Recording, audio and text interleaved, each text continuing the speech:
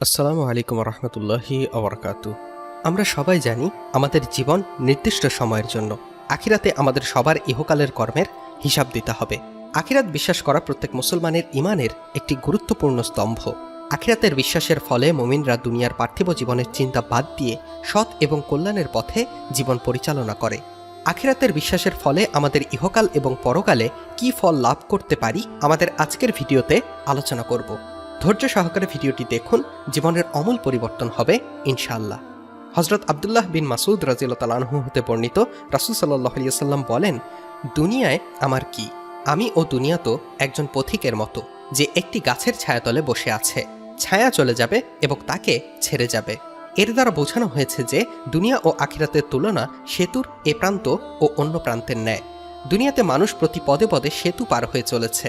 যখন যেখানেই তার মৃত্যু হবে তখন সেখানেই সে তার জীবন সেতুর শেষ প্রান্তে পৌঁছে যাবে। আর কবর হলো আখিরাতের প্রথম মঞ্জিল। এখানে মুক্তি পেলে সে কিয়ামতের চূড়ান্ত বিচারে মুক্তি পাবে। অতএব বুদ্ধিমান মানুষের কর্তব্য অপর প্রান্তে তথা মৃত্যুর দুয়ারে পৌঁছানোর আগেই যথাযথ পাথেয় সঞ্চয় করা, যার মাধ্যমে সে আখিরাতের চিরস্থায়ী ফলাফল পেয়ে ধন্য হবে। মানুষ শরীয়তের ফয়সালা হাসি মুখে গ্রহণ করে। মায়েজ আসলামী, গামেদি মহিলা প্রমুখ স্বেচ্ছায় এসে মৃত্যুদণ্ডের মতো কঠিন শাস্তি চেয়ে নিয়েছেন কেবল আখিরাতে মুক্তি লাভের আশায়। আল্লাহ বলেন, হে বিশ্বাসীগণ, তোমরা আনুগত্য করো আল্লাহর এবং আনুগত্য করো রাসূলের ও তোমাদের নেতৃবৃন্দের। অতঃপর যদি কোনো বিষয়ে তোমরা বিতণ্ডা করো তাহলে বিষয়টি আল্লাহ ও রাসূলের দিকে ফিরিয়ে দাও, যদি তোমরা আল্লাহ ও আখিরাতের প্রতি বিশ্বাসী হয়ে থাকো। এটাই কল্যাণকর ও পরিণতির দিক দিয়ে সর্বোত্তম। নিসা 4:59। এখানে ফয়সালা মেনে নেওয়ার জন্য আখিরাত বিশ্বাসকে সর্বাধিক গুরুত্ব দেওয়া হয়েছে, কেননা আখিরাতের স্বার্থেই মানুষ দুনিয়াবী স্বার্থ ত্যাগ করে। সত্যচ্যুত মানুষ পথভ্রষ্ট হয় ও তওবা না করলে জাহান্নামী হয়। আল্লাহ বলেন, তোমাদের উপাস্য মাত্র একজন। অতঃপর যারা আখিরাতে বিশ্বাস করে না তাদের অন্তর হয় সত্যবিমুখ এবং তারা হয় অহংকারী। নাহল 16:22। খন্দকের যুদ্ধে পরীক্ষা খননরত ক্ষুধাতাড়িত সাহাবীদের উৎসাহ দিয়ে পেটে পাথর বাঁধা রাসূল সাল্লাল্লাহু আলাইহি ওয়াসাল্লাম উৎসাহ দেন নিম্নোক্ত কবিতা গেয়ে, হে আল্লাহ, কোনো আরাম নেই আখিরাতের আরাম ছাড়া। অতএব তুমি ক্ষমা করো আনসার ও মুজাহিদদের। বুখারী হাদিস 4098। এখানে তিনি কোনো দুনিয়াবী লাভের কথা বলেননি, সেফ আখিরাতের কথা বলেছেন, যাতে তারা সত্য বিমুখ না হয়ে যায়। নেকির কাজে একাগ্রতা সৃষ্টি হয়। আখিরাতের বিশ্বাসের ফলে যে বড় সাফল্য পেয়ে থাকে তা হলো সাধনা ও একাগ্রতা, আর সেটি সবচেয়ে জোরদার করে আখিরাতের সাফল্য লাভের আকাঙ্ক্ষা। আল্লাহ বলেন, যে ব্যক্তি আখিরাতের ফসল কামনা করে আমরা তার জন্য তার ফসল বাড়িয়ে দেই, আর যে ব্যক্তি দুনিয়ার ফসল কামনা করে আমরা তাকে তা থেকে কিছু দিয়ে থাকি, কিন্তু আখিরাতে তার জন্য কোনো অংশই থাকে না। সূরা 42:20। হযরত আনাস রাদিয়াল্লাহু তাআলা আনহু হতে বর্ণিত, রাসূল সাল্লাল্লাহু আলাইহি ওয়াসাল্লাম ইরশাদ করেন, আখিরাত যে ব্যক্তির একমাত্র চিন্তার বিষয় হবে আল্লাহ তার অন্তরকে অভাবমুক্ত করে দেন, তার বিক্ষিপ্ত বিষয়গুলোকে সমাধান করে দেন, আর দুনিয়া তার কাছে তুচ্ছ হয়।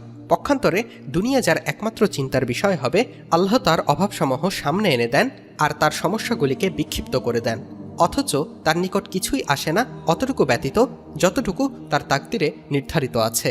তিরমিজি হাদিস 2465। সৎকর্মে দৃঢ়তা সৃষ্টি করে।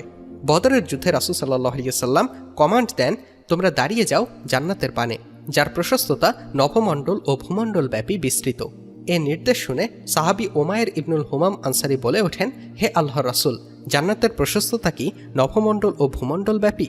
তিনি বললেন, হ্যাঁ। তখন তিনি বললেন, ছাড়। রাসূলুল্লাহ সাল্লাল্লাহু আলাইহি ওয়াসাল্লাম তাকে বললেন, তুমি এরূপ বললে কেন?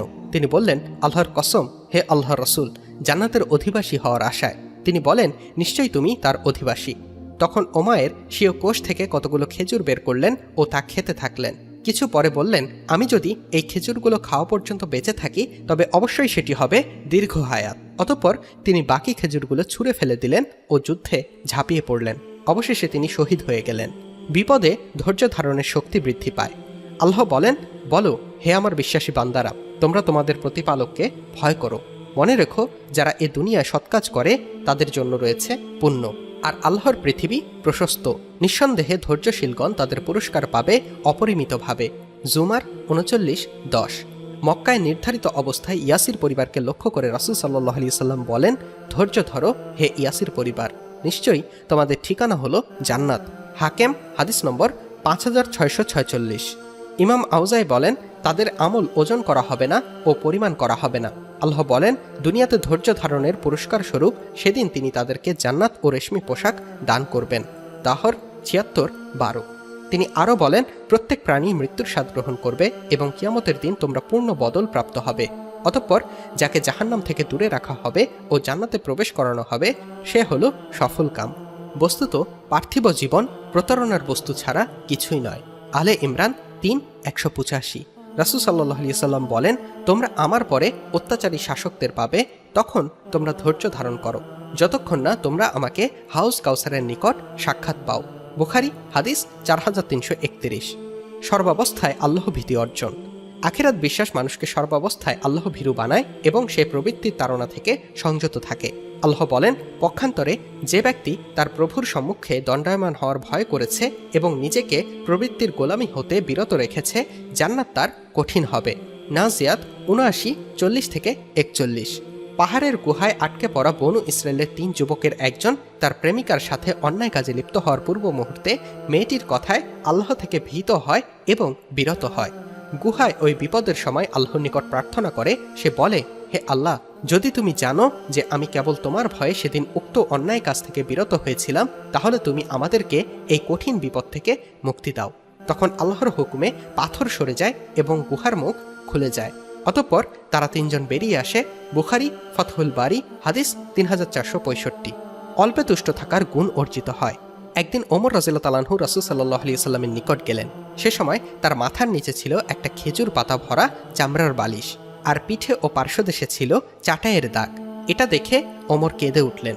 রাসূল সাল্লাল্লাহু আলাইহি সাল্লাম বললেন, তুমি কাঁদছো কেন?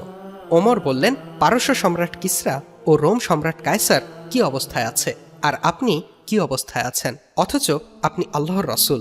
জবাবে রাসূল সাল্লাল্লাহু আলাইহি সাল্লাম বললেন, তুমি কি চাও না যে তাদের জন্য হোক দুনিয়া ও তোমার জন্য হোক আখিরাত? অধিক পাওয়ার আকাঙ্ক্ষা দমিত হয়। একদিন রাসূল সাল্লাল্লাহু আলাইহি সাল্লাম আব্দুল্লাহ ইবনে ওমরের কাঁধে হাত রেখে বললেন, তুমি দুনিয়াতে বসবাস করো একজন আগন্তুকের মতো অথবা একজন পথিকের মতো। ইবনু ওমর বললেন, রাত হলে তুমি সকালের আশা করো না এবং সকাল হলে তুমি রাতের আশা করো না। অসুস্থ হওয়ার পূর্বে তুমি তোমার সুস্থতাকে এবং মৃত্যু আসার আগে তুমি তোমার জীবনকে কাজে লাগাও। রাসূলুল্লাহ সাল্লাল্লাহু আলাইহি সাল্লাম বলেন, আল্লাহর কসম, আমি তোমাদের দারিদ্রতাকে ভয় পাই না, বরং আমি ভয় পাই তোমাদের ওপর দুনিয়ার প্রশস্ততাকে, যেমন তোমাদের পূর্ববর্তীদের ওপর প্রশস্ত হয়েছিল। ফলে তোমরা তা পাওয়ার জন্য প্রতিযোগিতায় লিপ্ত হবে, যেমন তারা লিপ্ত হয়েছিল, আর তা তোমাদেরকে ধ্বংস করবে যেমন তাদেরকে ধ্বংস করেছিল। তিনি বলেন, দুটি ক্ষুধার্ত নেকড়ে বাক্যে রাখাল অনুপস্থিত থাকা অবস্থায় ছাগল পালের মধ্যে ছেড়ে দেওয়া অত বেশি ধ্বংসকর নয় যত না বেশি ধ্বংসকর মাল ও মর্যাদার লোভ মানুষের দিনের জন্য। ইবনু মাসুদ রাদিয়াল্লাহু তাআলা আনহু বলেন, তোমরা সবাই মেহমান, আর তোমাদের সম্পদগুলো সব ধারের বস্তু।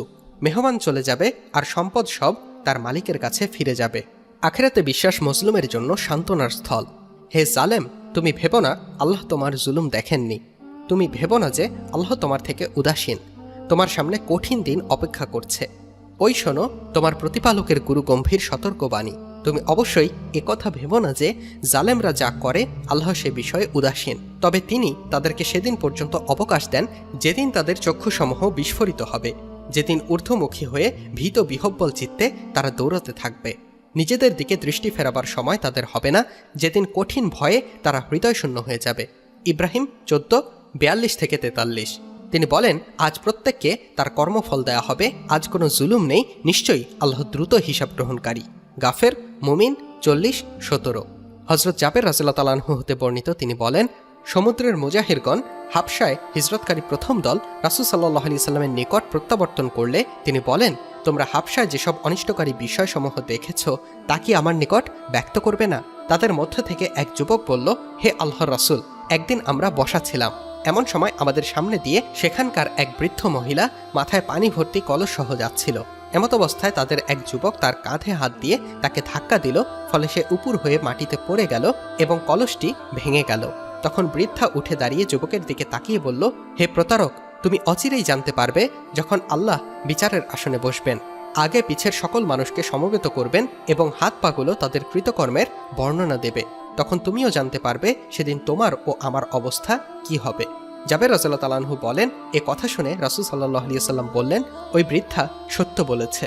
আল্লাহ সেই উম্মতকে কিভাবে পাপ থেকে পবিত্র করবেন যাদের সবলদের নিকট থেকে দুর্বলদের অধিকার আদায় করে দেয়া হয় না। ব্যক্তি ও সমাজ জীবনে আমূল পরিবর্তন আসে।